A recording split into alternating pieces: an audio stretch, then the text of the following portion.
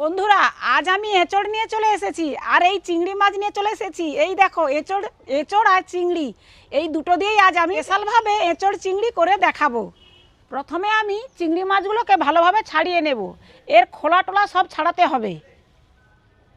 এখন কিন্তু এঁচড়ের সিজন, আর এঁচড় তো আমরা অনেক রকমই রান্না করে খেয়ে থাকি। একবার এইভাবে চিংড়ি মাছ দিয়ে যদি আমরা তৈরি করে খাই তাহলে একদম মুখে লেগে থাকবে। মাছটা আমি কেটে ধুয়ে নুন হলুদ মাখিয়ে রেখেছি, আর সমস্ত আমি মশলাও করে নিয়েছি। এবারে আমি উনানটা ধরিয়ে দিব।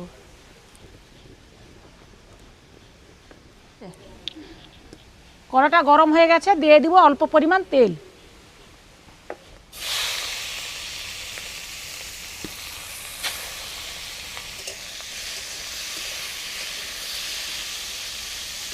চিংড়ি মাছগুলো আমার ভাজা হয়ে গেছে, আমি এবার চিংড়ি মাছগুলো নামিয়ে নেব।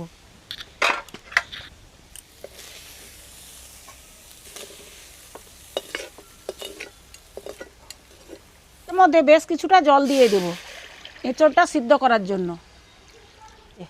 বন্ধুরা, আমাদের বাড়িতে এঁচড় আনলে কিন্তু একটা খুব কষ্ট হয়। এঁচড় কাটার সময় হাতে আঠা লেগে যায়, আঠা ছাড়াতে অনেক রকম হয়। অনেকে এঁচড় কাটতে চায় না, ঘরের লোককে বলে দেয় যে তোমরা কেটে না। কিন্তু আমি এমনভাবে এঁচড় কাটবো হাতে কোনো আঠা লাগবে না। কিভাবে করি সেটাই দেখতে থাকো।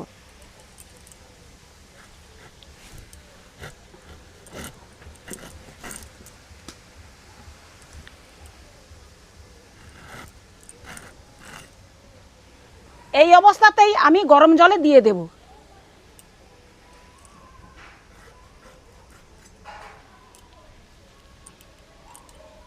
এতে একটা ঢাকা দিয়ে দেব। এইভাবে কিছুক্ষণ আমি এঁচড়টাকে সেদ্ধ করে নেব। এঁচড়টা আমার সেদ্ধ হয়ে গেছে, আমি এবার এঁচড়টাকে নামিয়ে নেব।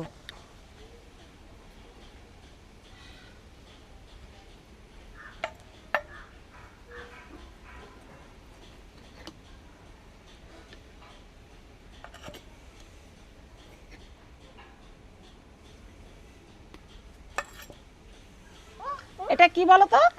এটা কি? কি? আঠাল? আঠাল নয়, পাকলে কাঁঠাল আর কাঁচাতে এঁচড়। এটা তো আলু। এটা মশলা, এগুলো মশলা। এই যে চিংড়ি মাছ। তুমি চিংড়ি খাবে? খাও। হ্যাঁ, খাও।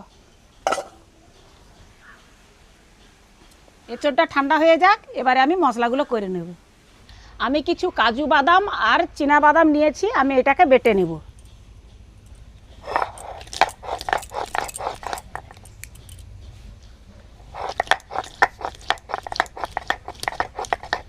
এবারে বেটে নিচ্ছি আদা।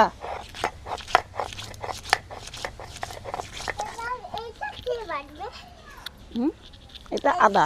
আদা আদা এই তো আমি বাটছি।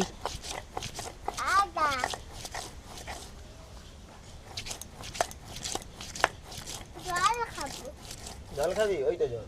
ওই তো বোতলে বোতলে। বোতলটা নিয়ে আয়।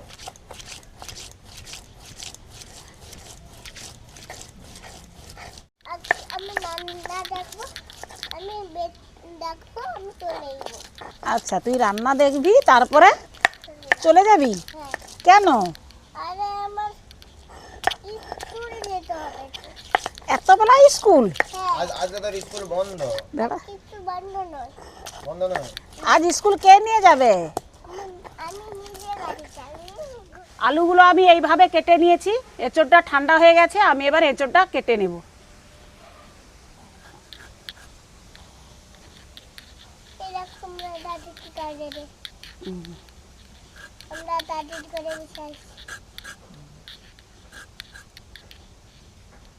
ওই যে সবাইকে একবার হাই করে দাও। হাই হাই করে দাও সবাইকে।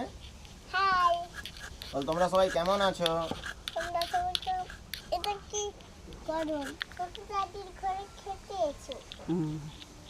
তোমাদের নিমন্ত্রণ রইল। বলে আজ আমি খাবো।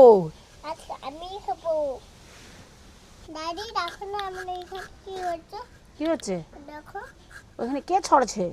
পড়ে গেছু? পড়ে গিয়ে হ্যাঁ, কোথায় পড়ে গেছু? এখানে। ও এখানে। হ্যাঁ। এঁচড়গুলো আমি কেটে নিয়েছি। বন্ধুরা দেখো, আমার কিন্তু হাতে সেরকম আর আঠা লেগে নেই। সেদ্ধ করে নিলে কি হয়, আর আঠা থাকে না, সুন্দরভাবে সেদ্ধও হয়ে গেল, একসঙ্গে দুটো কাজ হয়ে গেল। কড়া গরম হয়ে গেছে, কড়ার মধ্যে দিয়ে দিব সরিষার তেল কিছুটা, দিয়ে দিব আলু,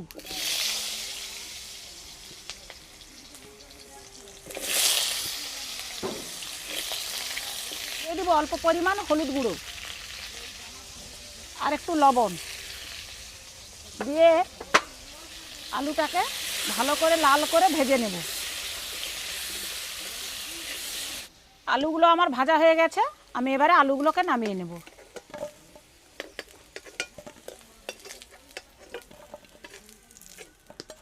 এর মধ্যে দিয়ে দিব আরও একটু তেল। এঁচড় রান্না মানে কিন্তু ভালোভাবে একটু তেল মশলা দিয়ে রান্না করতে হয়, তবেই এঁচড়টা ভালো লাগে। আর এঁচড় রান্না মানে মাংসই রান্না। ওই জন্য অনেকে কি বলে এঁচড়কে গাছ পাঁঠা, সেই রকম পাঁঠার মাংস যেরকম রান্না করতে হয় এঁচড়কেও ঠিক সেইভাবে রান্না করলে তবেই যে এঁচড়টা খেতে ভালো লাগবে। এবারে এই তেলের মধ্যে দিয়ে দিব এঁচড়। এঁচড়টাকেও আমি একটু ভালো করে ভেজে নেব।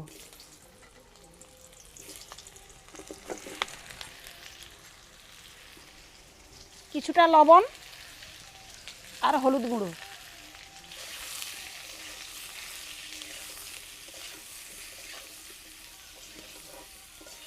এঁচড়টাও আমার ভাজা হয়ে গেছে, আমি এবার এঁচড়টাকে নামিয়ে নেব।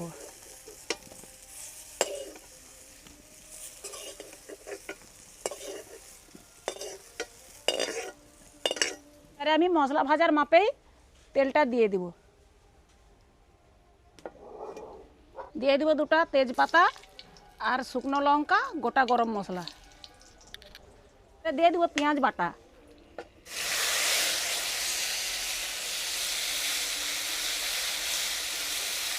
এবার পেঁয়াজটা ভাজা হয়ে গেছে, এর মধ্যে দিয়ে দেবো আদা বাটা রসুন বাটা,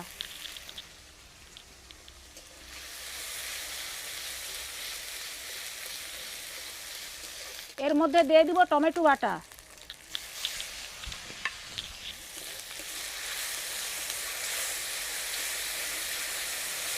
বাটা মশলাগুলো ভাজা হয়ে গেছে। এবারে এর মধ্যে দিয়ে দিব কিছু গুঁড়া মশলা। এই গুঁড়ো মশলার মধ্যে আছে ঝাল লঙ্কার গুঁড়ো, হলুদ গুঁড়ো আর লাল লঙ্কার গুঁড়ো, জিরে, ধনে। এটাকে একসঙ্গে আমি জল করে পেস্ট বানিয়ে নেব।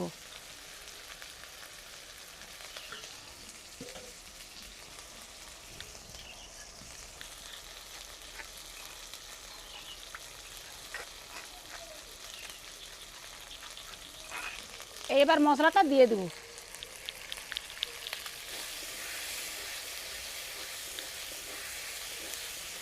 আলু আর এঁচড়ে আমি লবণ দিয়েছিলাম, তাই মশলার মাপে আমি আরও 1 চামচ লবণ দিয়ে দিব। মশলাগুলো সব ভাজা হয়ে গেছে, আমি এর মধ্যে এবার আলু আর এঁচড়টা দিয়ে দিব।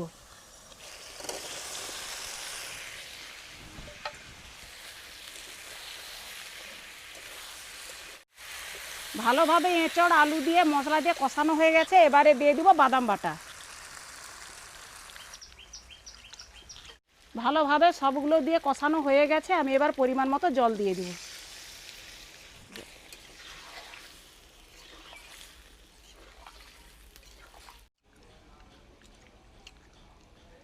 এবারে আমি তরকারির মধ্যে চিংড়ি মাছগুলো দিয়ে দেব।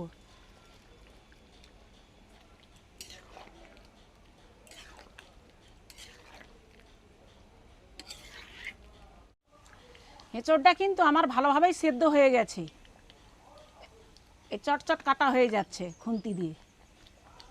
আমার তরকারিটা প্রায় হয়ে এসেছে। এবারে এর মধ্যে দিয়ে দিব ধনেপাতা কুচি, বাড়িতে বানানো শাহি গরম মশলা দিয়ে দিব 1 চামচের মাপে। এবারে আমি তরকারিটা নামিয়ে নেব।